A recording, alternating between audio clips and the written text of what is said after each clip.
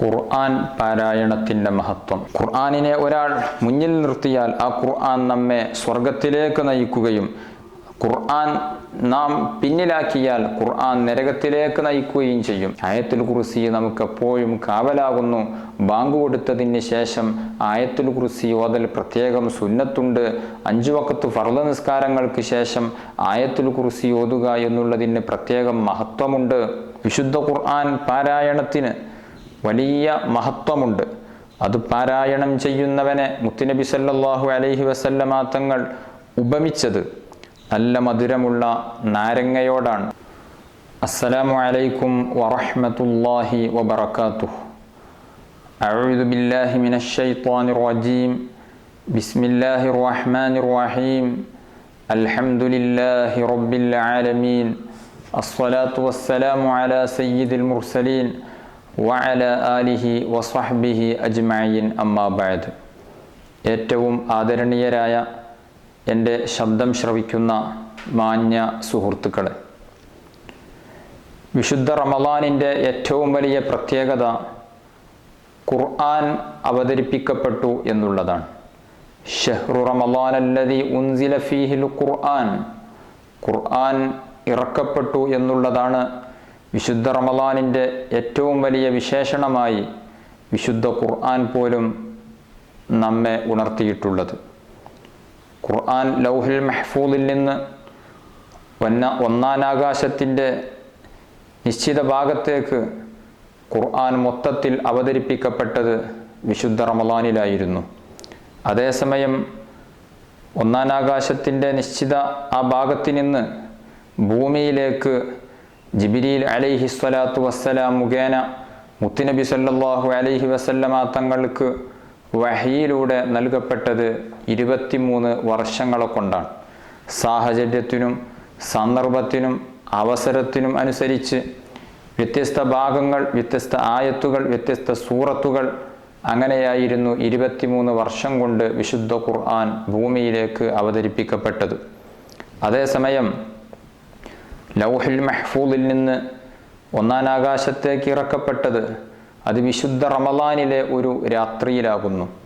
വിശുദ്ധ റമളാനിന് മഹത്വം ലഭിക്കാൻ തന്നെ കാരണം വിശുദ്ധ ഖുർആനിൻ്റെ അവതരണം ഉണ്ടായി എന്നുള്ളതാണ്.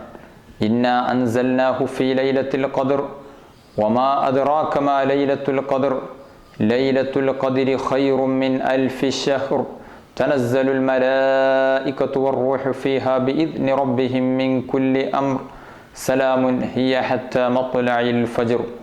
വിശുദ്ധ ഖുർആൻ തന്നെ പഠിപ്പിക്കുന്നുണ്ട്, തീർച്ചയായും നമ്മൾ വിശുദ്ധ ഖുർആനിനെ മഹത്തായ ഒരു രാത്രിയിൽ ഇറക്കിയിട്ടുണ്ട്. ആ മഹത്തായ രാത്രി എന്നുള്ളത് 1000 മാസത്തേക്കാൾ പുണ്യമുള്ള രാത്രിയാകുന്നു. ആ രാത്രിയിൽ മലക്കുകളും വിശേഷിച്ച് ജിബ്രീൽ അലൈഹിസ്സലാത്തു വസ്സലാം അടക്കമുള്ള മറ്റു മലക്കുകൾ ഭൂമി ലോകത്തേക്ക് ഇറങ്ങി വരികയും മനുഷ്യരെ, മുഅ്മിനീങ്ങളെ മുസാഫഹത്ത് ചെയ്യുകയും സലാം പറയുകയും ചെയ്യും.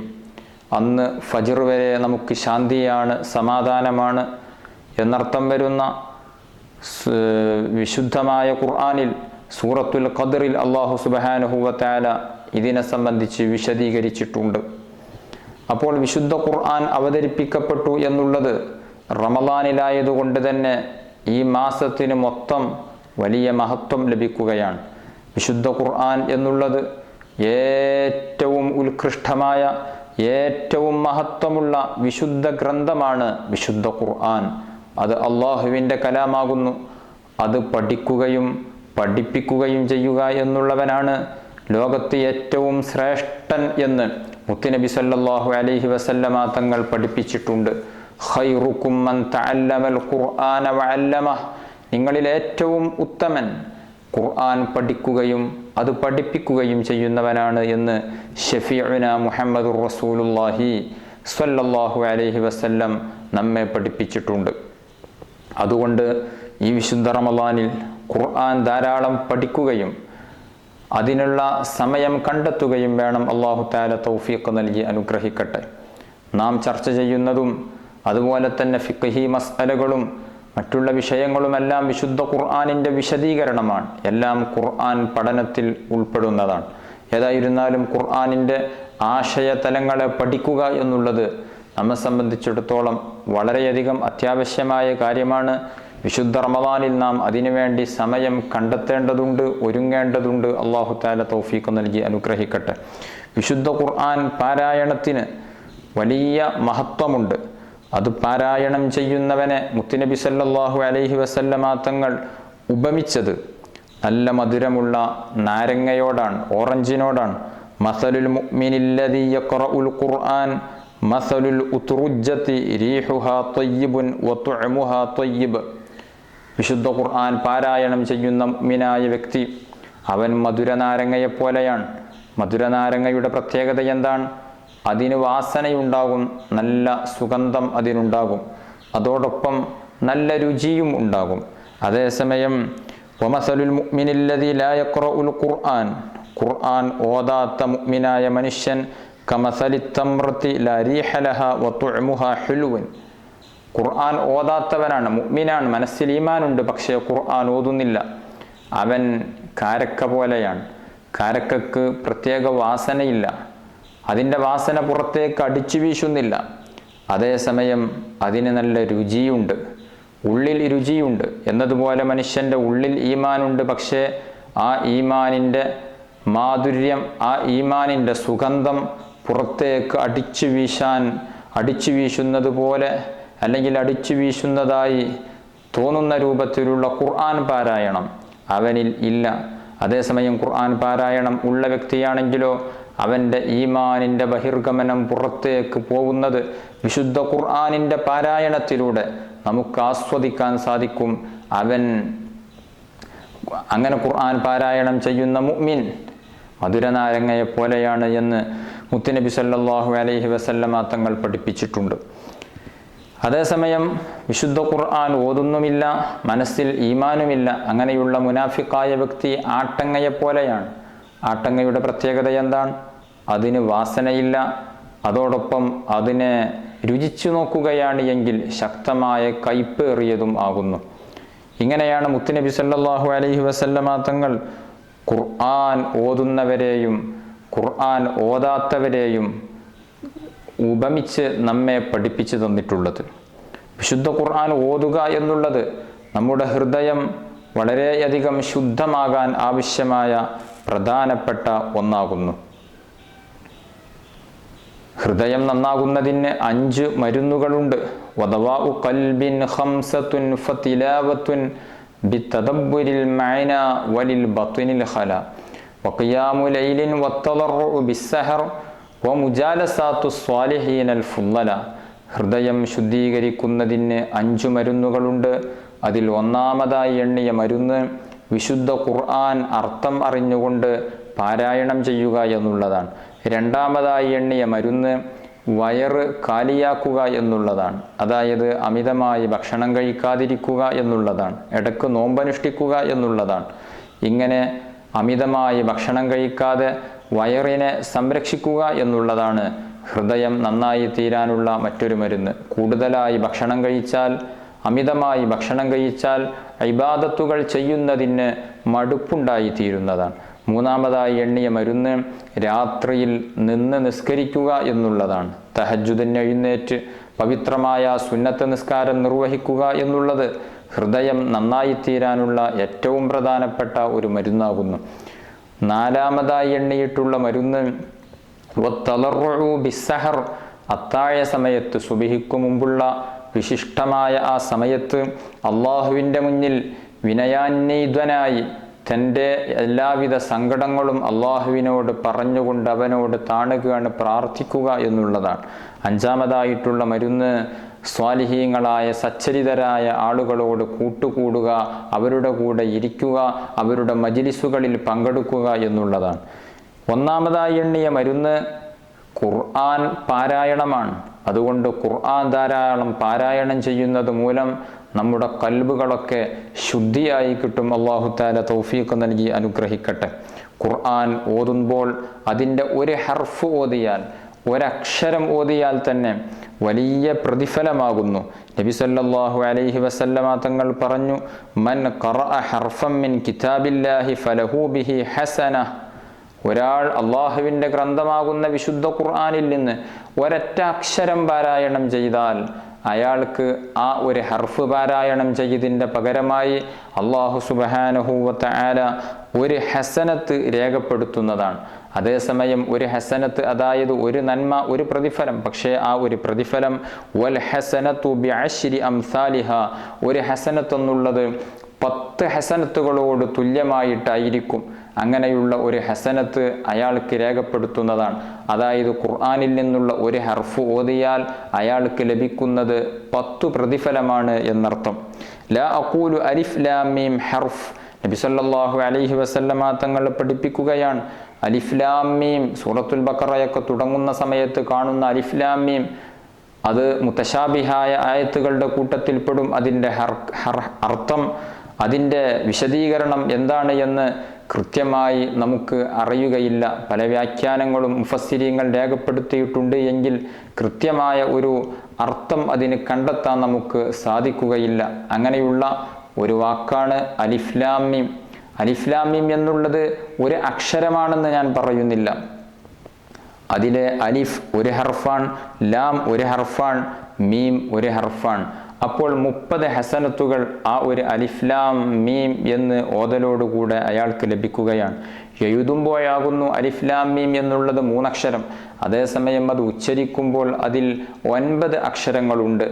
അലിഫ് എന്ന് ഉച്ചരിക്കുമ്പോൾ 3 അക്ഷരമുണ്ട്, ലാം എന്ന് ഉച്ചരിക്കുമ്പോൾ 3 അക്ഷരമുണ്ട്, മീം എന്നുച്ചരിക്കുമ്പോൾ 3 അക്ഷരമുണ്ട്.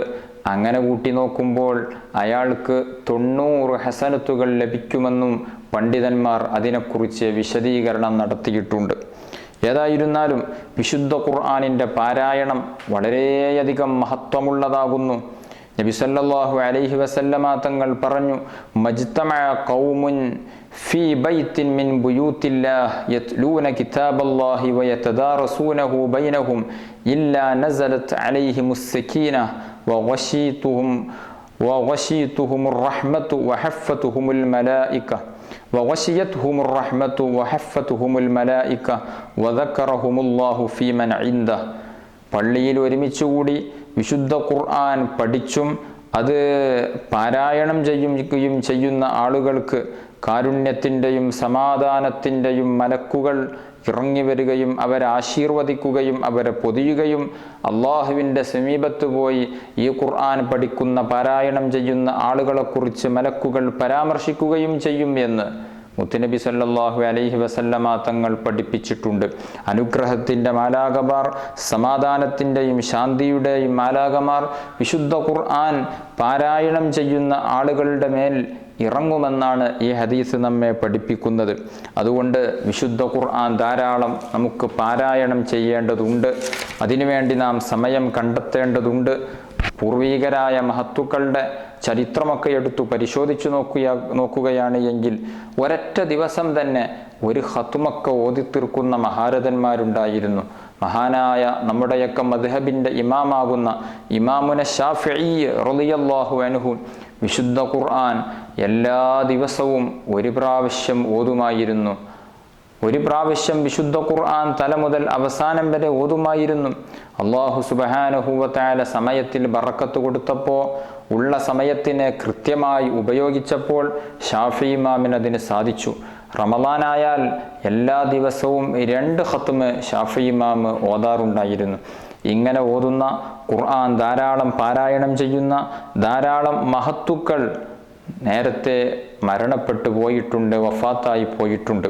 അല്ലാഹു തആല അവരുടെയൊക്കെ ബറക്കത്ത് കൊണ്ടെങ്കിലും വിശുദ്ധ ഖുർആൻ ധാരാളം പാരായണം ചെയ്യാനുള്ള മഹാഭാഗ്യം നമുക്ക് ഏവർക്കും തന്ന് അനുഗ്രഹിക്കുമാറാവട്ടെ. സുഹ്രി റളിയല്ലാഹു അൻഹു റമളാനായാൽ പറയും, ഇത് ഓത്തിൻ്റെയും ഭക്ഷണം നൽകലിൻ്റെയും മാസമാണ്, ധാരാളം ഖുർആൻ ഓതാനുള്ള മാസമാണ് എന്ന് പറഞ്ഞുകൊണ്ട് വിശുദ്ധ ഖുർആൻ ധാരാളം ഓതാറുണ്ടായിരുന്നു. ഇമാം മാലിക് റളിയല്ലാഹു അൻഹു മദീനത്തെ പള്ളിയിൽ ദർസ് നടത്തുന്ന വലിയ മഹാനാണ്, മദ്ഹബിൻ്റെ ഇമാമാണ്. ആ ഇമാം മാലിക് റളിയല്ലാഹു അൻഹു റമളാനായാൽ പിന്നെ ഹദീസ് ദർസുകൾ നിർത്തി വിശുദ്ധ ഖുർആനിൻ്റെ ഓത്തിലേക്ക് പ്രവേശിക്കും. ഖത്താദ റളിയല്ലാഹു അൻഹു 7 രാത്രി കൂടുമ്പോൾ ഖുർആൻ ഖത്മ് തീർക്കും. റമളാനാകുമ്പോൾ 3 ദിവസം കൂടുമ്പോൾ ഖത്മ് തീർക്കുകയും അവസാന 10-ൽ ഓരോ രാത്രിയിലും ഓരോ ഖത്മുകൾ തീർക്കുകയും ചെയ്യുമായിരുന്നു. ഇങ്ങനെ ധാരാളം മഹത്തുക്കൾ വിശുദ്ധ ഖുർആനിനെ ഒരു ദിവസം കൊണ്ട് മുഴുവൻ ഓതി തീർക്കുന്നവർ, 3 ദിവസം കൊണ്ട് മുഴുവൻ ഓതി തീർക്കുന്നവർ, ആഴ്ചയിലൊരിക്കൽ ഓതി തീർക്കുന്നവർ, ഇങ്ങനെ തുടങ്ങി പല രൂപത്തിൽ വിശുദ്ധ ഖുർആനിനെ ഓതുന്നവർ ഉണ്ട്. അതിൽ ഒരാഴ്ചയിൽ സാധിക്കുമെങ്കിൽ അങ്ങനെയെങ്കിലും നാം ഒരു ഖത്മ് തീർക്കുക, 10 ദിവസം കൊണ്ടൊരു ഖത്മ് തീർക്കാൻ സാധിക്കുമെങ്കിൽ അങ്ങനെ തീർക്കുക, ഒരു മാസത്തിലെങ്കിലും ഒരു ഖത്മ് തീർക്കാൻ സാധിക്കുമെങ്കിൽ അങ്ങനെയെങ്കിലും ഒരു ഖത്മ് തീർക്കുക, അല്ലെങ്കിൽ ഒരു 40 ദിവസം കൂടുമ്പോഴെങ്കിലും വിശുദ്ധ ഖുർആൻ ഒരു പ്രാവശ്യം ഖത്മ് തീർക്കാൻ സാധിക്കുമെങ്കിൽ നമ്മൾ അതിനു വേണ്ടി ഒരുങ്ങി തയ്യാറാവുക. നാളെ വിശുദ്ധ ഖുർആൻ പരലോകത്ത് നമ്മുടെ ശുപാർശകനായി വരും എന്നാണ് മുത്തുനബി സല്ലല്ലാഹു അലൈഹി വസല്ലം തങ്ങൾ പഠിപ്പിച്ചിട്ടുള്ളത്. ഖുർആൻ ധാരാളം ഓതുന്ന, ഖുർആൻ പഠിക്കുന്ന, ഖുർആനിനെ പഠിപ്പിക്കുന്ന, ഖുർആനനുസരിച്ച് ജീവിക്കുന്ന ആളുകളാണ് ഖുർആനിൻ്റെ ആൾ. ആ ഖുർആനിൻ്റെ ആളുകൾക്ക് വേണ്ടി വിശുദ്ധ ഖുർആൻ നാളെ പാരത്രിക ലോകത്ത് നമുക്ക് വേണ്ടി റെക്കമെൻഡ് ചെയ്യും, ശുപാർശ ചെയ്യും. നമ്മുടെ മോചകനായി നാളെ വിശുദ്ധ ഖുർആന് എത്തും. അല്ലാഹു തആല തൗഫീഖ് നൽകി അനുഗ്രഹിക്കട്ടെ. നാം ഖബറിൽ കിടക്കുമ്പോൾ ഒരു ചോദ്യമുണ്ട്, മൻ ഇമാമുക്, നിന്റെ ഇമാമാരാണ്, അതായത് നീ അനുധാവനം ചെയ്യുന്ന, നീ പിന്തുടരുന്നത് ആരെയാണ് എന്ന് ചോദിക്കുമ്പോൾ നമുക്ക് ആൻസർ പറയാനുള്ളത് വിശുദ്ധ ഖുർആൻ എന്നുള്ളതാകുന്നു. അതുകൊണ്ട് ഖുർആനിനോടുള്ള ഒരു ബന്ധം, ഖുർആനിനെ ധാരാളം പാരായണം ചെയ്തുകൊണ്ടും പഠിച്ചുകൊണ്ടും ഖുർആനിനെ നമ്മുടെ ജീവിതത്തിൻ്റെ ഭാഗമാക്കി മാറ്റാൻ നമുക്ക് സാധിക്കണം. അല്ലാഹു തആല തൗഫീഖ് നൽകി അനുഗ്രഹിക്കുമാറാവട്ടെ. അൽ ഖുർആനു ഷാഫിഉൻ മുശഫഉൻ വമാഹിലുൻ മുസദ്ദിഖുൻ. നബി സല്ലല്ലാഹു അലൈഹി വസല്ലമ തങ്ങൾ പറയുന്നുണ്ട്, ഖുർആൻ ശുപാർശ ചെയ്യുന്ന ആളാകുന്നു. ഖുർആൻ നമുക്ക് വേണ്ടി ശുപാർശ ചെയ്യുകയും ആ ശുപാർശ അല്ലാഹു സുബ്ഹാനഹു വ തആല സ്വീകരിക്കുകയും ചെയ്യുന്നതാണ്. അതുപോലെ തന്നെ ഖുർആനിനെ ഒരാൾ മുന്നിൽ നിർത്തിയാൽ ആ ഖുർആൻ നമ്മെ സ്വർഗത്തിലേക്ക് നയിക്കുകയും ഖുർആൻ നാം പിന്നിലാക്കിയാൽ ഖുർആൻ നരകത്തിലേക്ക് നയിക്കുകയും ചെയ്യും. അതായത് ഖുർആനിനെ മുന്നിൽ നിർത്തി ഖുർആനിൽ പറയുന്നത് പോലെ നാം ജീവിക്കുകയാണ് എങ്കിൽ ഖുർആൻ നമ്മെ സ്വർഗത്തിലേക്കായിരിക്കും നയിക്കുന്നത്. അതല്ല, ഖുർആനിനെ പിന്തള്ളി ഖുർആനിനെതിരെ ഖുർആനിനെ പുറംതിരിഞ്ഞ് നടക്കുകയാണ് എങ്കിൽ നമ്മെ നരകത്തിലേക്കും നയിക്കുന്നതാണ് വിശുദ്ധ ഖുർആൻ. അതുകൊണ്ട് ഖുർആനിൻ്റെ പാരായണവും ഖുർആനിനോടുള്ള അനുധാവനവും നമ്മുടെ ജീവിതത്തിൻ്റെ ഭാഗമാകണമെന്ന് സാന്ദർഭികമായി ഓർമ്മപ്പെടുത്തുകയാണ്. ഖുർആനിലെ ഓരോ സൂറത്തുകൾക്കും വലിയ മഹത്വമുണ്ട്. ഖുർആനിലെ വ്യത്യസ്ത ആയത്തുകൾക്ക് വലിയ മഹത്വമുണ്ട്. പല സൂറത്തുകളും വലിയ പുണ്യമുള്ള സൂറത്തുകളാകുന്നു. നബി സല്ലല്ലാഹു അലൈഹി വസല്ലമ തങ്ങൾ പറഞ്ഞു, ലാ തജ്അലൂ ബുയൂതകും മഖാബിർ ഫഇന്ന ശൈത്വാന യൻഫിറു മിനൽ ബൈത്തില്ലദി യുഖ്റഉ ഫീഹി സൂറത്തുൽ ബഖറ. നിങ്ങൾ നിങ്ങളുടെ വീടുകളെ ഖബർസ്ഥാനുകളാക്കരുത്. അതായത് മക്ബറകൾ, ഖബർസ്ഥാനുകളുടെ പ്രത്യേകത എന്താണ്? അവിടെ ആളുകൾ മരിച്ചു കിടക്കുകയാണ്, അവർ ഖുർആൻ ഓതുന്നില്ല, അവർ നിസ്കരിക്കുന്നില്ല എന്നതുപോലെ നിങ്ങളുടെ വീടുകൾ ആവാൻ പാടില്ല. നിങ്ങളുടെ വീടുകൾ ഖുർആൻ എപ്പോഴും നിരന്തരം ഓതിക്കൊണ്ടിരിക്കുന്ന സജീവമായ മരിച്ച മയ്യത്തുകളെ പോലെയുള്ള വീടുകൾ ആകരുത്, നിർജീവമായ വീടുകൾ ആവരുത്. സജീവമായി ഖുർആൻ ഓതുന്ന, നിസ്കാരങ്ങൾ നടത്തപ്പെടുന്ന വീടുകൾ ആകണം എന്നാണ് മുത്തുനബി സല്ലല്ലാഹു അലൈഹി വസല്ലമ തങ്ങൾ പഠിപ്പിക്കുന്നത്. ഇന്ന ശൈത്വാന യൻഫിറു മിനൽ ബൈത്തില്ലദി യുഖ്റഉ ഫീഹി സൂറത്തുൽ ബഖറ. സൂറത്തുൽ ബഖറ ഓതുന്ന വീടുകളിൽ നിന്ന് പിശാച് വിരണ്ട് ഓടുമെന്ന് മുത്തുനബി സല്ലല്ലാഹു അലൈഹി വസല്ലമ തങ്ങൾ പഠിപ്പിക്കുകയാണ്. പിശാചിൻ്റെ ശല്യമുള്ള വീടുകളുണ്ട്, പിശാചിൻ്റെ ബുദ്ധിമുട്ടുകൾ, പിശാചിൻ്റെ ഉപദ്രവങ്ങൾ ഉണ്ടാകുന്ന വീടുകളും വീട്ടുകാരുമുണ്ട്. അവർ സൂറത്തുൽ ബഖറ ആ വീട്ടിൽ പതിവാക്കി നോക്കൂ. പിശാചിൻ്റെ ഉപദ്രവത്തിൽ നിന്ന് രക്ഷപ്പെടാൻ സാധിക്കുമെന്ന് ഷഫീഉന മുഹമ്മദുർ റസൂലുള്ളാഹി സ്വല്ലല്ലാഹു അലൈഹി വസല്ലമ തങ്ങൾ പഠിപ്പിക്കുകയാണ്. പിശാചിൻ്റെ ഉപദ്രവത്തിൽ നിന്ന് മോചനം തരുന്ന വിശുദ്ധ ഖുർആനിലെ ഒരു ആയത്തുണ്ട്. ആയത്തുൽ കുർസി എന്നാണ് അറിയപ്പെടുന്നത്. വിശുദ്ധ ഖുർആനിലെ ഏറ്റവും പവിത്രതയുള്ള ഏറ്റവും ശ്രേഷ്ഠതയുള്ള ആയത്താണ് ആയത്തുൽ കുർസി. മുത്തുനബി സല്ലല്ലാഹു അലൈഹി വസല്ലമ തങ്ങൾ അബുൽ മുൻദിർ റളിയല്ലാഹു അൻഹുവിനെ വിളിച്ചു ചോദിച്ചു, അത്തദ്രി അയ്യു ആയത്തിൻ മിൻ കിതാബില്ലാഹി തആല മഅക അഅളം. ഓ അബൂ മുൻദിറെ, നിന്നോട് കൂടെയുള്ള സൂറത്തുകളിൽ ആയത്തുകളിൽ അല്ലാഹ് ഏറ്റവും മഹത്വമുള്ള ആയത്ത് ഏതാണെന്ന് നിനക്കറിയുമോ എന്ന് ചോദിച്ചപ്പോൾ അബുൽ മുൻദിർ റളിയല്ലാഹു അൻഹു പറഞ്ഞു, അല്ലാഹു വ റസൂലുഹു അലം, അല്ലാഹുവിനും അവൻ്റെ റസൂലിനും അറിയാം. അപ്പോൾ നബി സല്ലല്ലാഹു അലൈഹി വസല്ലമ തങ്ങൾ വീണ്ടും ചോദിച്ചു, യാ അബൽ മുൻദിർ അതദ്രി അയ്യു ആയത്തിൻ മിൻ കിതാബില്ലാഹി തആല മഅക അഅളം. നിന്നോട് കൂടെയുള്ള നീ പഠിച്ചു വെച്ച നീ കേട്ടതിൽ വെച്ച് ഏറ്റവും മഹത്വമുള്ള ആയത്ത് ഏതാണ് എന്ന് നിനക്കറിയുമോ അബുൽ മുൻദിറെ എന്ന് ചോദിച്ചപ്പോൾ, രണ്ടാമതും ചോദിച്ചപ്പോൾ അബുൽ മുൻദിർ റളിയല്ലാഹു അൻഹു പറഞ്ഞു, അല്ലാഹു ലാ ഇലാഹ ഇല്ലാ ഹുവൽ ഹയ്യുൽ ഖയ്യൂം എന്നുള്ള ആയത്തിനെ ഓതിക്കൊടുത്തു. അപ്പോൾ നബി സല്ലല്ലാഹു അലൈഹി വസല്ലമ തങ്ങൾ അബുൽ മുൻദിറിൻ്റെ നെഞ്ചത്തൊന്ന് മെല്ലെ തട്ടിയിട്ട്, നീ പറഞ്ഞത് ശരിയാണ്, വളരെ കറക്റ്റാണ് പറഞ്ഞത് എന്ന അർത്ഥത്തിൽ അബുൽ മുൻദിർ തങ്ങളുടെ നെഞ്ചത്തൊന്ന് മെല്ലെ തട്ടിയിട്ട് പറഞ്ഞു, നിന്റെ ഇൽമിൽ അല്ലാഹു സുബ്ഹാനഹു വ തആല ബറക്കത്ത് ചെയ്യട്ടെ, നിന്റെ ഇൽമ് നിന്നെ ഉയർത്തട്ടെ എന്ന അർത്ഥത്തിൽ നബി സല്ലല്ലാഹു അലൈഹി വസല്ലമ തങ്ങൾ ആശീർവദിക്കുകയാണ് ഉണ്ടായിട്ടുള്ളത്. അതാണ് ആയത്തുൽ കുർസിയുടെ മഹത്വമാണത്. നബി സല്ലല്ലാഹു അലൈഹി വസല്ലമ തങ്ങൾ അബുൽ മുൻദിർ പറഞ്ഞ ആൻസറിനെ ഉത്തരത്തിനെ ശരിവെച്ചു. നീ പറഞ്ഞത് വളരെ ശരിയാണ് അബുൽ മുൻദിർ എന്നാണ് അതിൻ്റെ അർത്ഥം. വിശുദ്ധ ഖുർആനിലെ ഏറ്റവും ശ്രേഷ്ഠമായ ആയത്ത് ആയത്തുൽ കുർസിയാകുന്നു. അബൂ ഹുറൈറ റളിയല്ലാഹു അൻഹു ഉദ്ധരിക്കുന്ന ഒരു ഹദീസിൽ കാണാം, അവിടുന്ന് പറഞ്ഞു, വക്കലനി റസൂലുള്ളാഹി സ്വല്ലല്ലാഹു അലൈഹി വസല്ലമ ബിഹിഫ്ദി സക്കാത്തി റമളാൻ. റമളാൻ മാസത്തിലെ സക്കാത്ത്, ആ സക്കാത്തിനെ സൂക്ഷിക്കാൻ വേണ്ടി നബി സല്ലല്ലാഹു അലൈഹി വസല്ലമ തങ്ങൾ എന്നെ ഏൽപ്പിച്ചു. അതായത് വിശുദ്ധ റമളാനിലൊക്കെ കൊടുക്കുന്ന സക്കാത്ത്, ഇസ്ലാമിക ഗവൺമെൻറ് ഉണ്ടാകുമ്പോൾ ഭരണാധികാരിയുടെ കയ്യിൽ സക്കാത്തിനെ നമുക്ക് ഏൽപ്പിക്കാൻ പറ്റും, നമ്മൾ സ്വന്തമായി കൊടുക്കേണ്ടതില്ല.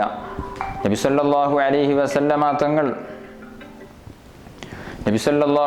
വസല്ലമ തങ്ങൾ അബൂ ഹുറൈറ റളിയല്ലാഹു അൻഹുവിനെ സക്കാത്തിൻ്റെ സ്വത്ത് ഏൽപ്പിച്ചിട്ട് ഇത് സൂക്ഷിക്കാൻ വേണ്ടി, അതിന് കാവൽ നിൽക്കാൻ വേണ്ടി അബൂ ഹുറൈറ തങ്ങളെ ഏൽപ്പിച്ചു.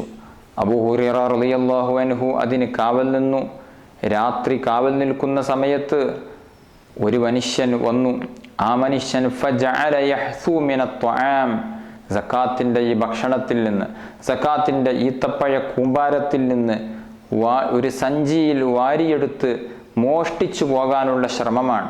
അബൂ ഹുറൈറ റളിയല്ലാഹു അൻഹു അദ്ദേഹത്തെ പിടികൂടിയിട്ട് പറഞ്ഞു, ലാ റുഫഅന്നക ഇലാ റസൂലില്ലാഹി സ്വല്ലല്ലാഹു അലൈഹി വസല്ലം, ഞാൻ നിന്നെ നബി സല്ലല്ലാഹു അലൈഹി വസല്ലമ തങ്ങളുടെ അടുത്ത് ഹാജരാക്കും, അവിടെ കൊണ്ടുപോകും. നബി തങ്ങളാണല്ലോ അവരുടെ കോടതിയും അവരുടെ ഭരണാധികാരിയും അവരുടെ സ്വഹാബത്തിൻ്റെ അവസാന വാക്കും എല്ലാം മുത്തുനബിയായിരുന്നു. നബി തങ്ങളാണല്ലോ അത് ഏൽപ്പിച്ചത്. അതുകൊണ്ട് തന്നെ അബൂ ഹുറൈറ തങ്ങൾ പറഞ്ഞു, നിന്നെ ഞാൻ റസൂലുള്ളാഹി സ്വല്ലല്ലാഹു അലൈഹി വസല്ലം തങ്ങളുടെ അരികിലേക്ക് കൊണ്ടുപോകും. അത് കേട്ടപ്പോൾ മോഷ്ടിക്കാൻ വന്ന ആ പാവപ്പെട്ട മനുഷ്യൻ പറഞ്ഞു, ഇന്നി മുഹ്താജ് വഅലയ്യ ഇയാൽ വലിയ ഹാജത്തുൻ ശദീദ. ഒരിക്കലും അങ്ങനെ ചെയ്യരുത്. ഞാൻ കഷ്ടപ്പാട് കൊണ്ട് വന്നതാണ്, പ്രയാസം കൊണ്ട് വന്നതാണ്, എനിക്ക് കുടുംബമുണ്ട്, ഭാര്യയുണ്ട്, മക്കളുണ്ട്, അവർക്ക് ഭക്ഷണം കൊടുക്കണം, അതിന് വകയില്ലാത്തത് കൊണ്ട് വന്നതാണ്, നിങ്ങൾ എന്നെ വിട്ടയക്കണം എന്ന് പറഞ്ഞപ്പോൾ അബൂ ഹുറൈറ തങ്ങൾ പറയുകയാണ്, എനിക്ക് അലിവ് തോന്നി, ഞാൻ അയാളെ വിട്ടയച്ചു. പ്രഭാതമായി ഞാൻ സുബ്ഹ് നിസ്കാരത്തിന് പള്ളിയിലെത്തി. നബി സല്ലല്ലാഹു അലൈഹി വസല്ലമ തങ്ങൾ എന്നെ കണ്ടപ്പോൾ എന്നോട് ചോദിച്ചു, ഓ അബൂ ഹുറൈറ, ഇന്നലെ വന്നവനെ നീ എന്ത് ചെയ്തു? ഞാൻ അങ്ങോട്ടൊന്നും പറഞ്ഞിട്ടില്ല.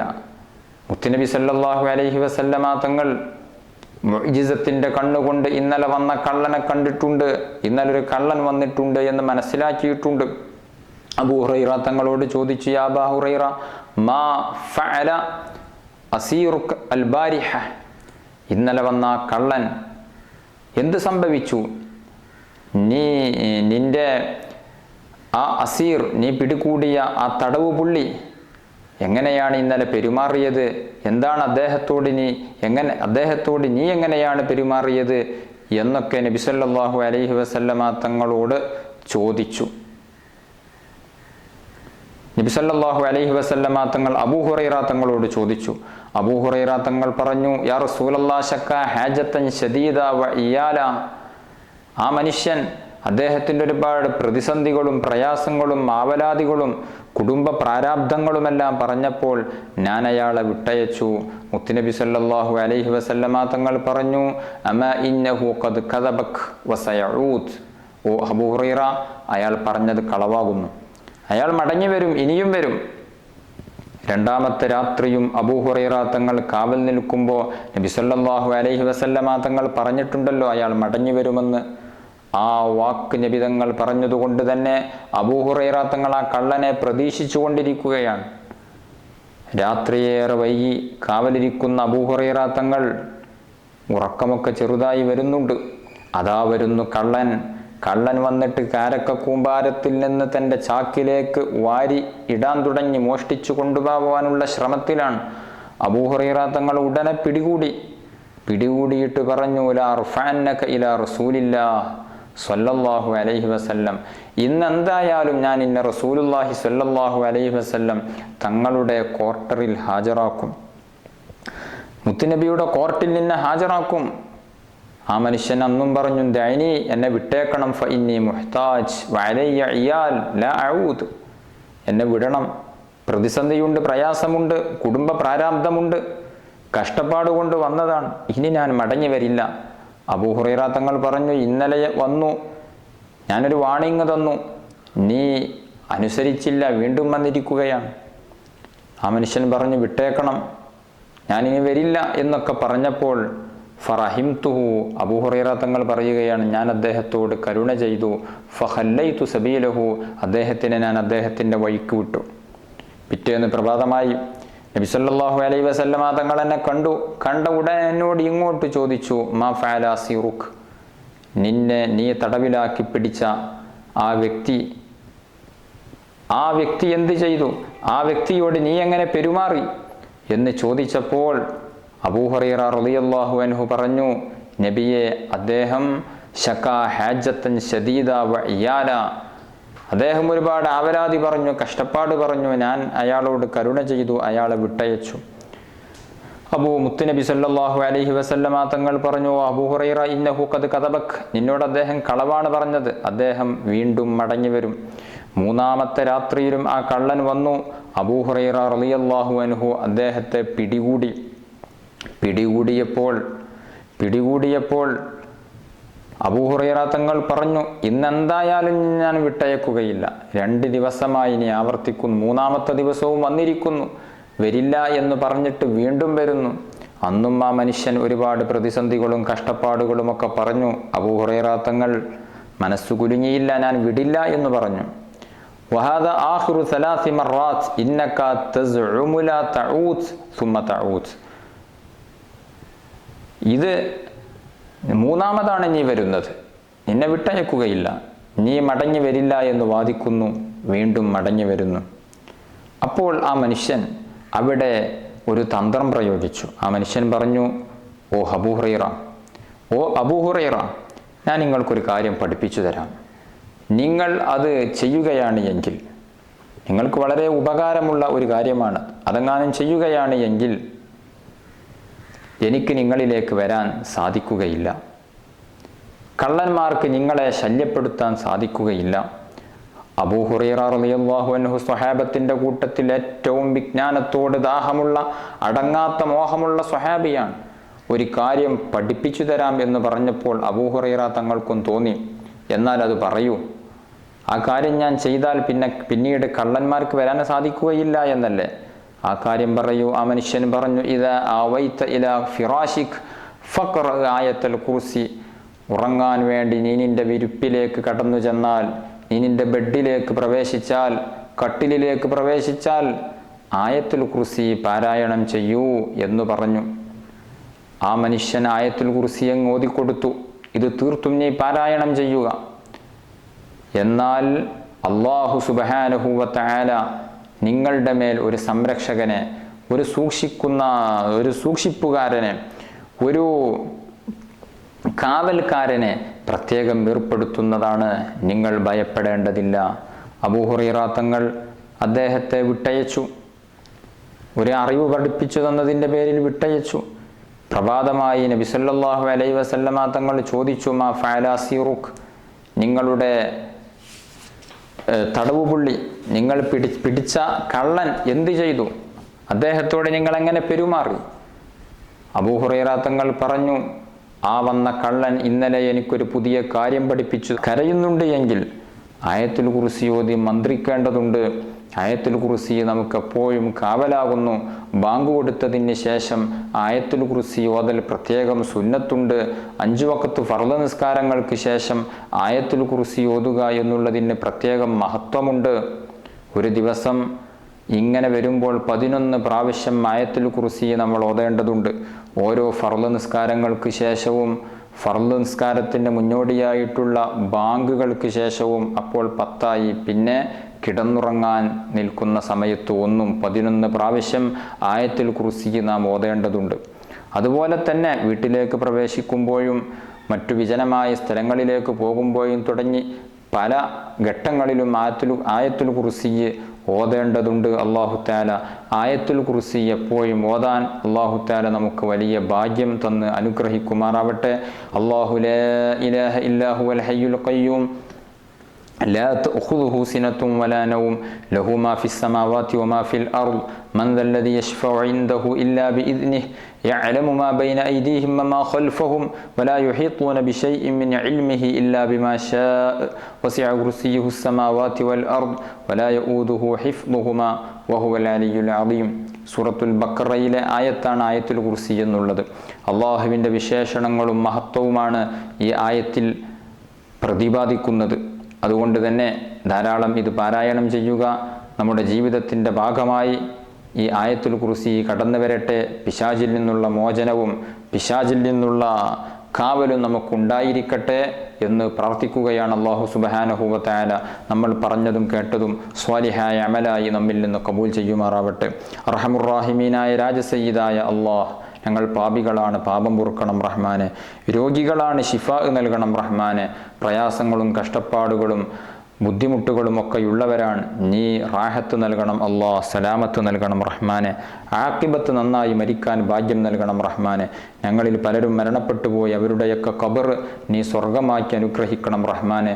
നാളെ സ്വർഗീയ ലോകത്ത് അവരെയും ഞങ്ങളെയും ഒരുമിച്ച് കൂട്ടി അനുഗ്രഹിക്കണം അല്ലാഹ്. ആമീൻ ബിറഹ്മതിക യാ അർഹമർ റഹീമീൻ. വസല്ലല്ലാഹു അലാ ഖൈരി ഖൽഖിഹി സയ്യിദിനാ മുഹമ്മദിൻ വആലിഹി വസഹ്ബിഹി അജ്മഈൻ. സുബ്ഹാന റബ്ബിക റബ്ബിൽ ഇസ്സത്തി അമ്മാ യസിഫൂൻ വസലാമുൻ അലൽ മുർസലീൻ വൽഹംദുലില്ലാഹി റബ്ബിൽ ആലമീൻ. ദുആ വസിയ്യത്തോടെ അസ്സലാമു അലൈക്കും.